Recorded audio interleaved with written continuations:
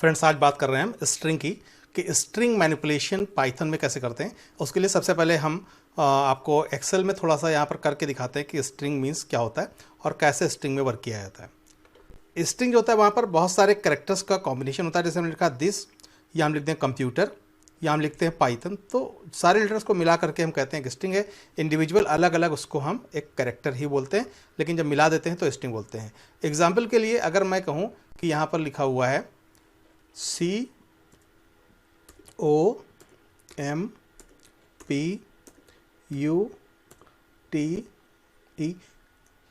तो इस तरीके से अगर लिखा हुआ है तो ये एक स्ट्रिंग है। तो इसको मैंने पास कर दिया तो ज़्यादा अच्छा हो गया।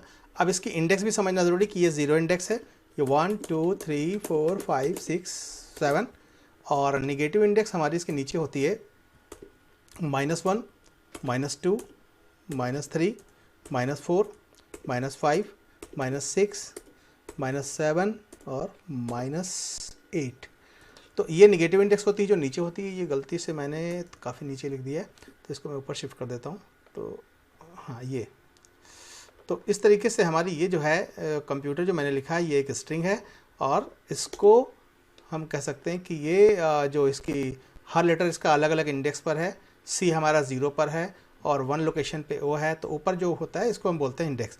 तो कैसे इसको एग्जीक्यूट करते हैं, कैसे वर्क करते हैं, किसी भी वेरिएबल में हम कहीं पर भी लिख देते हैं कुछ भी, k = और ये एक स्ट्रिंग बन जाता है। तो k = लिखने से नहीं, k = और फिर डबल कोट्स इस साइड पे होगा, डबल कोट्स लास्ट एंड पर भी होगा। और नहीं डबल कोट्स लगाते हैं तो पाइथन सिंगल कोट भी अलाउ करता है कि सिंगल कोट लगाकर आप किसी स्ट्रिंग को फ्रेम कर सकते हैं। तो इसके लिए हम एक प्रोग्राम देखते हैं कि प्रोग्राम में कैसे इसको वर्क करते हैं। तो इसके लिए एक्सेल शीट यहाँ से बंद करते हैं और पाइथन का एडिटर ही यहाँ से खोलते हैं।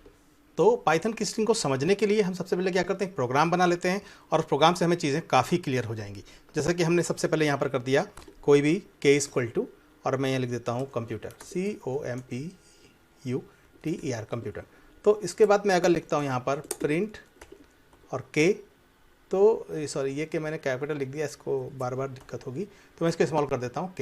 तो इसको मैं सेव कर लेता हूँ अब यहाँ पर, और सेविंग के बाद इसको एग्जीक्यूट करके दिखाता हूँ। तो जैसा इसने स्टोर किया है ऐसा ही हमारे मॉनिटर पर आउटपुट आ जाएगा। कंप्यूटर मैंने स्टोर किया था, कंप्यूटर आउटपुट आ चुका है।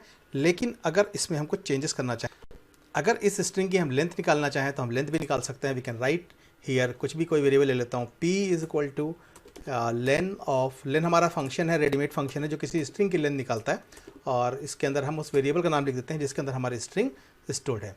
तो इसके बाद हम इसको सेव करते हैं एक बार और रन करके आपको दिखाते हैं।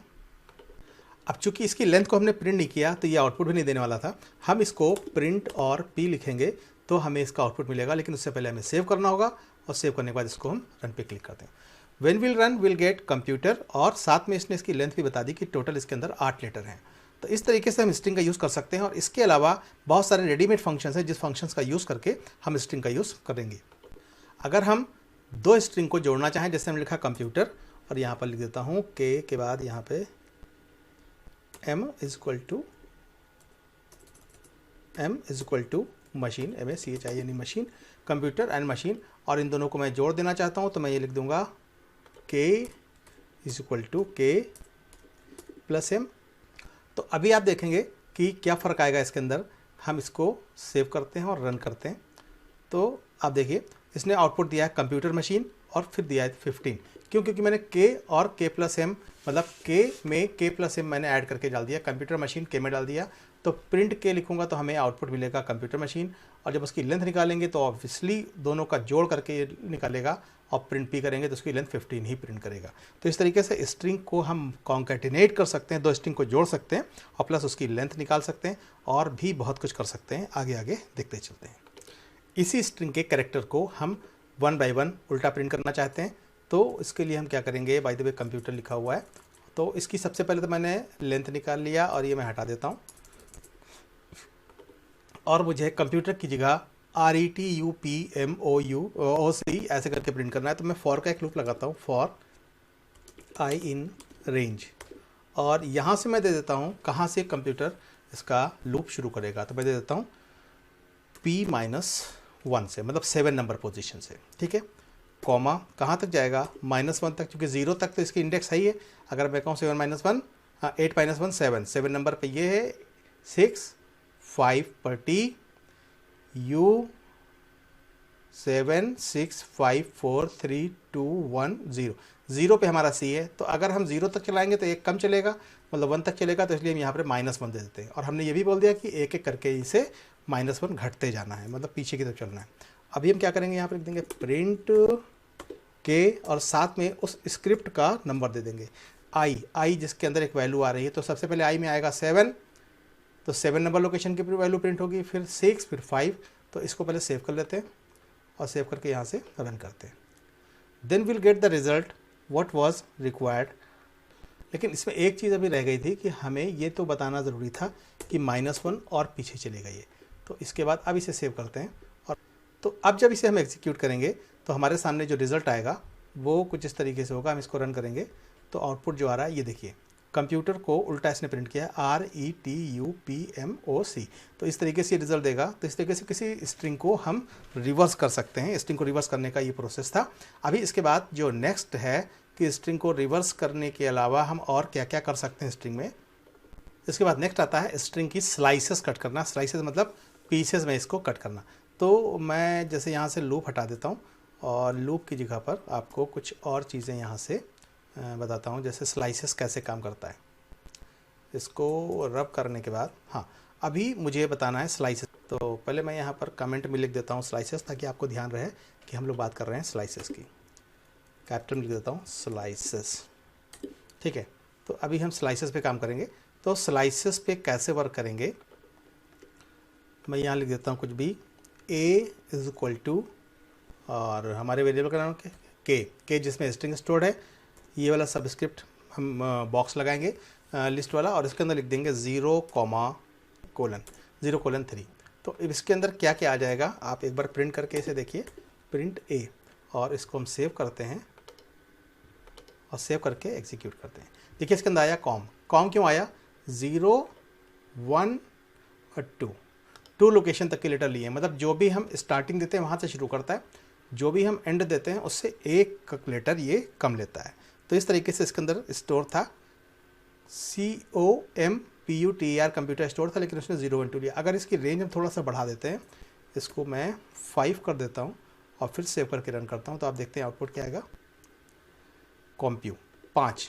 तो COM 0, 1, 2, 3, 4, 5 तक नहीं जाएगा कभी, क्योंकि जो भी रेंज दी जाती है वो स्टॉपिंग रेंज होती है, मतलब वहाँ पर इसको रुकना है और उससे पहले तक इसको चलते चले जाना है।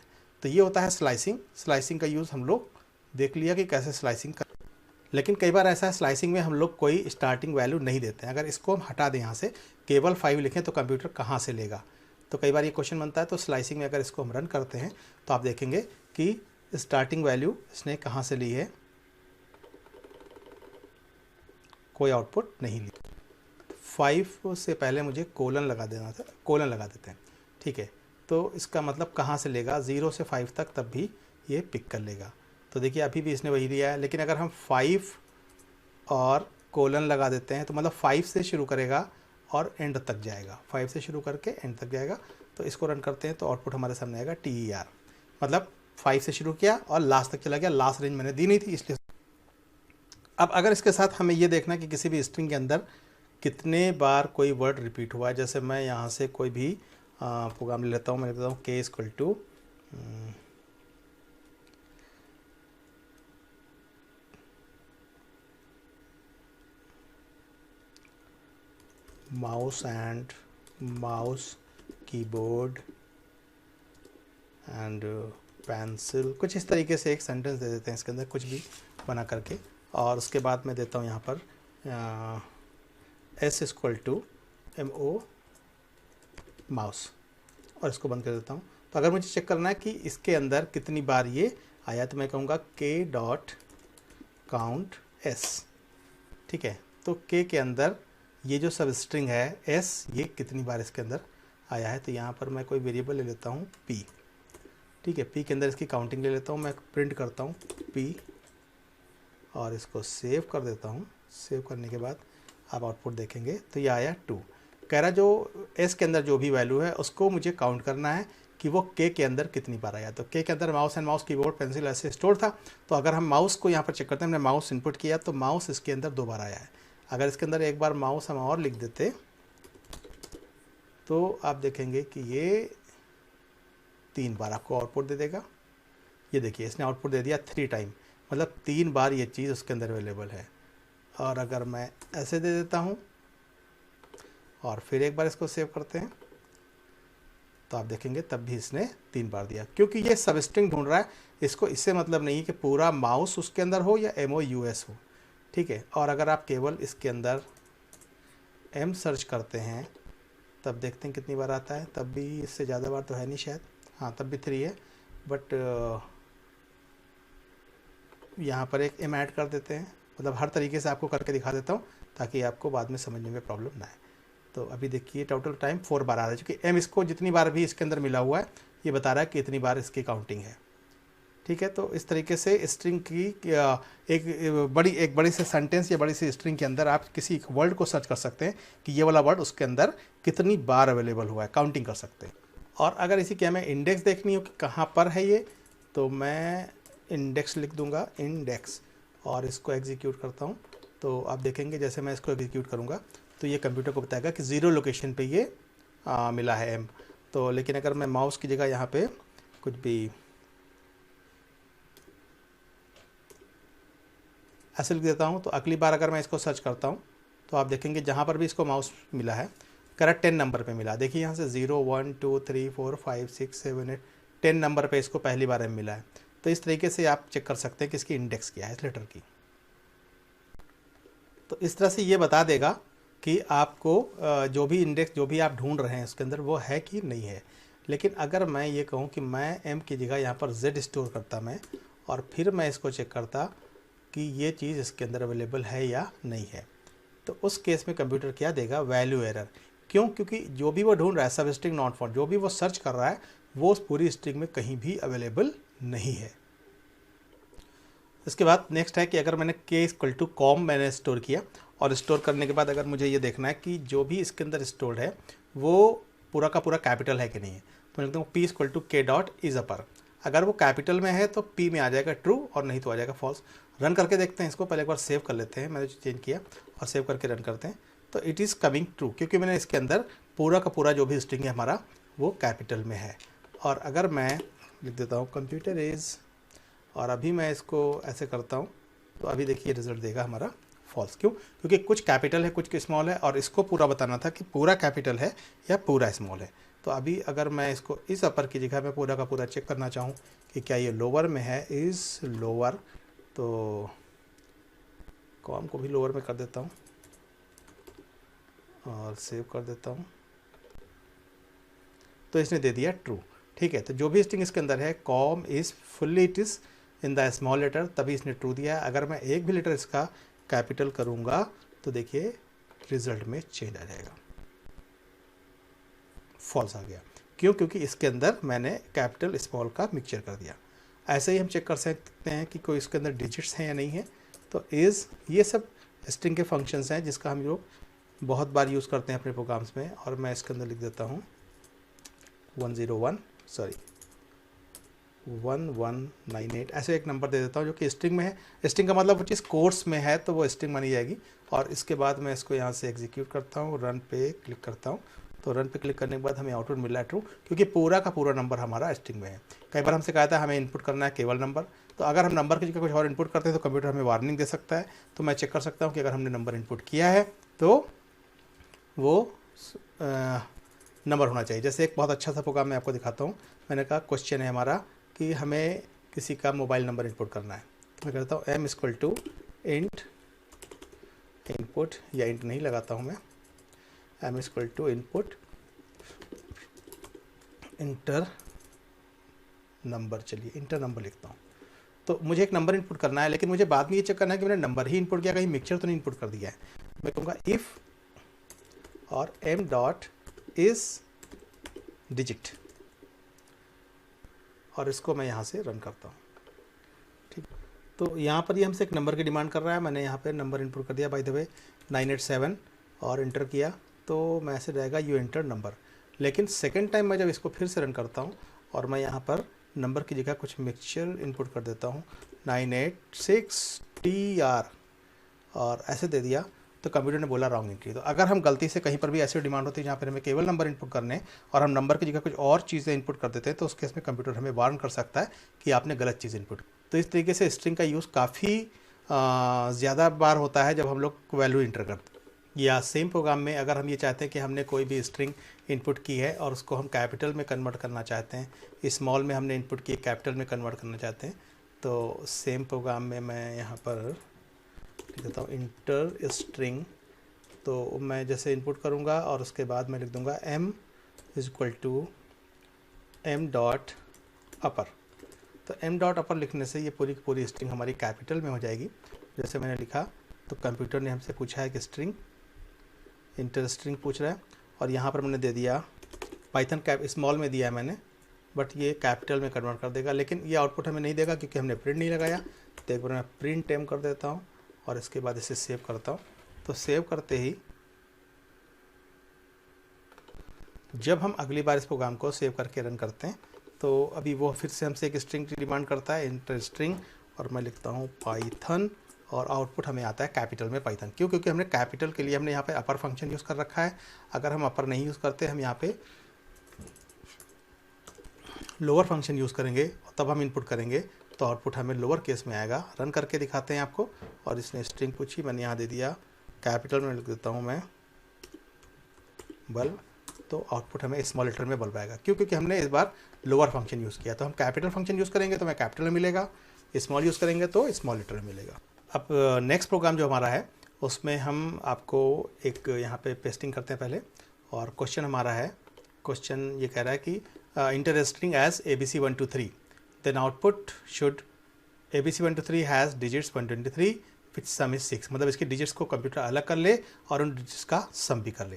तो इसके लिए हम क्या करेंगे, हमने प्रोग्राम बनाया, आप प्रोग्राम का एक्सप्लेनेशन समझिए। मैंने प्रोग्राम को पहले से इसलिए लिख लिया ताकि आपका टाइम बच जाए। तो हम लिखते हैं v equal to s equal to 0, दो वेरिएबल ले लिए, n equal to enter number, हमें यहाँ पे एक नंबर इनपुट कर, या हमें एक नंबर की जगह हमने कहा इंटर नंबर की जगह नंबर स्ट्रिंग, मतलब STRING नंबर स्ट्रिंग। तो हमने मिक्स करके इसको इनपुट कर लिया, ABC 1 to 3 इनपुट करें या इस तरीके का कोई भी चीज़ इनपुट करेंगे। तो उसके बाद हम क्या करेंगे, for CH in n, CH का लूप लगाएंगे n तक। मतलब सबसे पहले CH में A आएगा, फिर CH में B आएगा, फिर CH में C आएगा, CH में 1, मतलब स्ट्रिंग का एक एक लेटर CH में आता जाएगा, जो कि हमने यहाँ पर रेंज नहीं लगाया हुआ है। For CH in string n। अब हम चेक करेंगे कि CH में जो जो चीज़ निकल के एक एक आ रही है, क्या वो डिजिट है, क्या वो डिजिट है, क्या वो डिजिट है। अगर वो डिजिट है, मैंने कहा इफ़ CH डॉट इस डिजिट, जो CH में लेटर आ रहा है क्या वो एक डिजिट है। अगर वो एक डिजिट है तो मैंने कहा उसको इंटीजर में कन्वर्ट कर दिया जाए, DIG equal to int CH। CH को मैंने टाइप कास्ट करके यहाँ पे इंट लिख दिया, इसका मतलब कि वो इंटीजर में कन्वर्ट हो जाए। तो कन्वर्जन के बाद हमें क्या करना है, S equal to S plus DIG। तो S हमने एक वेरिएबल ले रखा है जिसके अंदर पहले से 0 है, S equal to S plus DIG। तो अगर उसमें सबसे पहले डिजिट 1 आया तो 1 उसमें S में ऐड हो जाएगा, और उसके बाद V equal to V into 10 plus digit, तो V में सबसे पहले 0 है। तो आप एक पेपर लेकर बैठे हैं, आप देख सकते हैं कि V की वैल्यू जब 0 है तो 0 इंटू 10 क्या हो जाएगा, 0, और प्लस डिजिट की वैल्यू मतलब 1 उसमें V में ऐड हो जाएगा। अगली बार जब हम आएंगे तो उसके अंदर फिर नया जो नंबर आएगा वो आएगा 2, जो अगली डिजिट मिलेगी उससे वो होगी 2। तो S equal to S plus digit, तो 1 प्लस 2 कितना हो जाएगा, 3 हो जाएगा, और V equal to V into 10 plus digit, तो 1 ऑलरेडी आ चुका था, 1 इंटू 10 10 और प्लस 2 बन जाएगा ये 12। अगली बार जो डिजिट आएगी वो होगी 3, और 3 के साथ फिर क्या होगा कि जो 3 हमारा है, जैसे वहाँ पे जो डिजिट निकली है 3, तो इसको हम क्या करेंगे, इंटीजर में कन्वर्ट करेंगे। कन्वर्जन के बाद S equal to S plus digit, उसको भी हम ऐड कर लेंगे, तो 3 प्लस 3 6 हो जाएगा, और V में ऑलरेडी 12 आ चुका था, तो 12 इंटू 10 120। अगर आप पेपर पे करके देखें तो आपको ज़्यादा समझ में आएगा। प्लस DIG, उस डिजिट को हम जोड़ लेंगे तो 123, V में 123 हो जाएगा। फाइनली अब हम देखेंगे कि अगर S में सम करने के बाद 0 ही आ रहा है तो इट मीन्स कि नंबर उसके अंदर डिजिट है नहीं, मतलब उस जो स्ट्रिंग हमने इनपुट किया उसमें कोई नंबर नहीं, कोई डिजिट नहीं है। लेकिन अगर ऐसा नहीं है, इसमें सम में 0 नहीं आया, तो आउटपुट आएगा n has the digits v with sum equal to whatever is given here. तो मैं एग्जीक्यूट करके दिखाता हूँ आपको एक बार। ये प्रोग्राम एग्जीक्यूट होता है, एग्जीक्यूशन पे इसने हमसे, तो यहाँ पर एक स्ट्रिंग की डिमांड कर रहा है, सॉरी, तो स्ट्रिंग को हम लोग यहाँ पर, और स्ट्रिंग में हम यहाँ पर इंपुट कर देते हैं A B C और 1 3 4। तो अभी आउटपुट जो आएगा वो आएगा ABC 1 3 4 में कह रहा है कि इसका टोटल का सम आया है 8, और इसके अंदर 1 3 4 आया है और उसने लास्ट में उसको 8 को प्रिंट कर दिया है। तो उसने बता दिया ABC 134 में डिजिट्स जो है 134 थी जिनका सम हमें 8 मिला है। तो ये हम बदल करके भी इसको रन कर सकते थे, हम ऐसे इसमें कंबाइन करके ऐसे दे सकते थे। जब हम इनपुट करें हम ऐसे कर सकते थे 4TR65, तो 4TR65 दे दिया, 465 इसमें डिजिट्स हैं जिनका सम 15 आ रहा है और इसके अंदर जो स्ट्रिंग है वो है। तो उसने पूरा बता दिया आपको कि कैसे ये प्रोग्राम एग्जीक्यूट हो रहा है एक एक डिजिट करके। अब इसके बाद हमारा जो नया क्वेश्चन है स्ट्रिंग का वो ये है कि हम एक सेंटेंस इनपुट करेंगे। अगर हम क्यू इनपुट कर देंगे तो आउटपुट मीन्स हमारा प्रोग्राम टर्मिनेट हो जाएगा, लेकिन अगर हम क्यू इनपुट नहीं करते हैं, कोई सेंटेंस इनपुट करते हैं, तो कंप्यूटर क्या करेगा, जितने अपर केस है उनको लोअर में कन्वर्ट करेगा, जितने लोअर है उनको अपर कन्वर्ट करेगा। तो इसको पहले एग्जीक्यूट करके दिखा देते हैं आपको कि क्या कर रहा है। जैसे मैंने यहाँ पे रन किया है इसको और इसने पूछा इंटर सेंटेंस और क्यू टू क्विट। तो अगर मैं यहाँ पे क्यू दे देता हूँ, पहले ही स्मॉल क्यू दे दूँगा, जो स्मॉल क्यू मैंने चेक के लिए दिया हुआ है, तो मैं क्यू दे देता हूँ। तो देखिए मेरा प्रोग्राम टर्मिनेट हो गया और उसने उसको कैपिटल में कन्वर्ट कर दिया। लेकिन दोबारा इसको रन करते हैं और फिर से इसने पूछा वही कि इंटर सेंटेंस अदरवाइज क्विट। तो मैंने दिया INAIR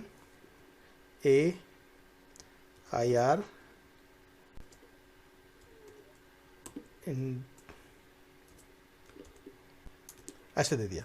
तो अभी देखिए उसका जस्ट रिवर्स करने वाला है और जो भी हमने इनपुट किया था इन AR इंडिया, तो IN मैंने स्मॉल में दिया था, IN को इसने कैपिटल में किया, AIR को मैंने वहाँ पर कैपिटल किया था, उसको इसने स्मॉल में किया। कैसे किया ये देखना है। हमने यहाँ पर इज़ अपर और अपर, इज़ लोअर और लोअर दो फंक्शंस का यूज़ किया जो मैं पहले डिस्कस कर चुका हूँ अपनी स्ट्रिंग की सीरीज़ में। तो इंटर स्ट्रिंग, इंटर सेंटेंस और क्यू टू क्विट। अगर हम देखें हमने यहाँ पे एक सेंटेंस सेन में इनपुट किया for CH in SEN।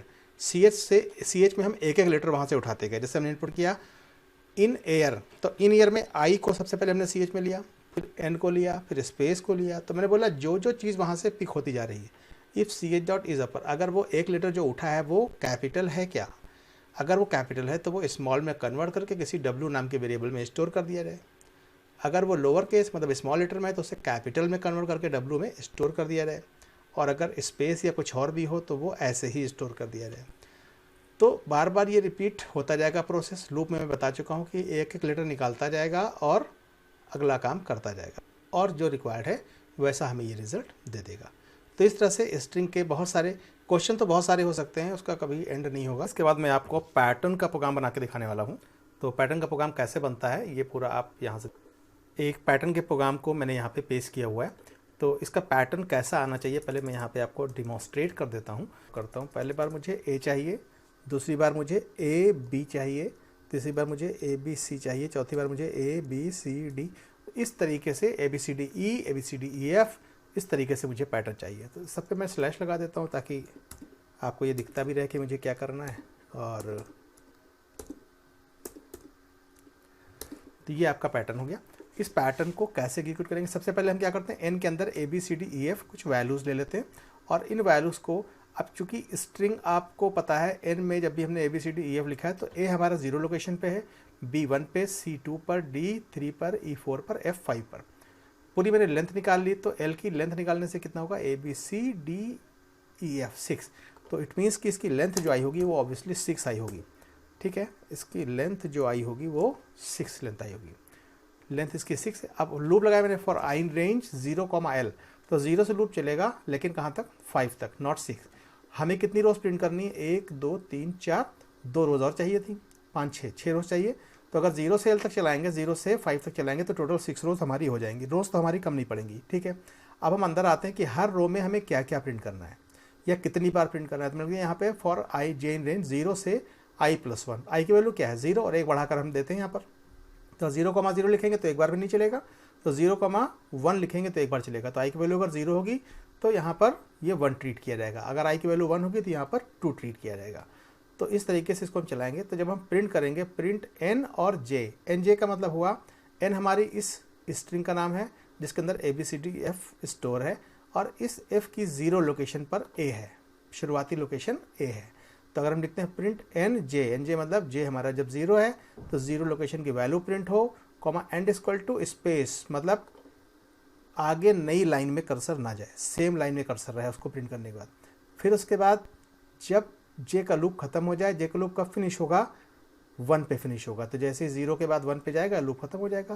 Print मतलब नई लाइन में कर्सर आ जाए, फिर आई की वैल्यू यहाँ पे 1 हो जाएगी, फिर जे का लूप फिर से चलेगा 0 से 1 तक, 0 1 2 बार चलेगा, तो 2 बार ए और बी प्रिंट कर देगा।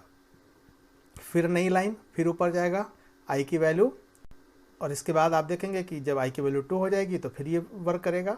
अब अगर हम आपको दिखाएं कि यहाँ पर अगर एक्सेल में इसको थोड़ा सा मैं दिखाऊं, तो आप देखेंगे जब आई की वैल्यू ये 0 होगी, तो जब इसको मैं यहाँ पे आई और जे मेंशन कर देता हूँ, यहाँ पर आई है, थोड़ा कैपिटल कर देता हूँ आई, और ये सॉरी और ये जे। तो जब आई की वैल्यू 0 होगी तो जे का लूप हमारा 0 से चलेगा लेकिन 1 पे रुक जाएगा। जब आई की वैल्यू 1 हो जाएगी अगली बार, तो ये 0 चलेगा और 1 ये 0 चलेगा और 1 चलेगा। जब आई की वैल्यू 2 होगी तो ये चलेगा 0 और 1 और 2 3 बार चलेगा। इसी तरीके से ये एक एक करके चलता रहेगा। तो इस तरह से आप देखेंगे कि आपका ये प्रोग्राम जो है वो किस तरह से चल रहा है। जब ये 0 है तो 1 बार चल रहा है, जब ये 1 है तो 0 1 2 बार चल रहा है, जब ये 2 है तो 0 1 2 3 बार चलेगा। इस तरीके से ये चलता जाएगा, ठीक है। तो अगर इसको हम अब एक्सेल के शीट को यहाँ से क्लोज़ कर देते हैं, क्योंकि इसकी मुझे कोई ज़रूरत नहीं है, और इस प्रोग्राम को मैं रन करके आपको दिखाता हूँ। जैसे ही मैं इस पर रन पे क्लिक करूँगा तो आप देखेंगे जो आउटपुट हमारा आ रहा है A B A B C A B C D E, इस तरीके से इसका आउटपुट आता जाएगा। तो ये हमारा हो गया पैटर्न का प्रोग्राम, जिसमें हम इस पैटर्न को प्रिंट कर सकते हैं। दोस्तों अगर वीडियो पसंद आया हो तो लाइक करें, और अगर पहली बार चैनल पर आए हैं तो नीचे लाल बटन दबा करके चैनल को सब्सक्राइब करें, ताकि आपको हमारे लेटेस्ट वीडियोस मिल सकें सबसे पहले, और ये बिल्कुल फ्री है।